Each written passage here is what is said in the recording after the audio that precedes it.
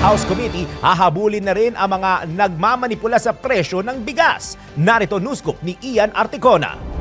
Nagbabala ang Murang Pagkain Super Committee na ang mga supermarkets at groceries na posibleng sangkot sa manipulasyon sa presyo ng bigas ang susunod na hahabulin ng Kamara. Ayon kay Quinta Committee Overall Chairman Joey Salceda na may nakalap silang report na imported at well-milled rice ay nilalagyan ng label bilang premium rice at ibinebenta sa mga supermarkets at groceries sa halagang 70 pesos kada kilo na kumikita ng 30 pesos sa bawat benta ng bigas kada kilo. Paharapin aniya ang mga supermarkets at groceries sa Quintacom sa susunod na pagdinig. Dagdag pa ng mambabatas na hindi sila naniniwala sa palusot ng Bureau of Plant Industry at Grains Retailer Confederations of the Philippines na kaya lumalabas ang mataas sa presyo ng bigas ay dahil mas gusto ng mga consumer ang premium rice. Dahil dito, binigyan din ng kongresista na hindi sila mangingimi magpataw ng contempt laban sa mga resource person na nanumpa sa committee. At yan ang news scoop. Ako si Ian Articona, nagbabalita ng tama, naglilingkod ng tama.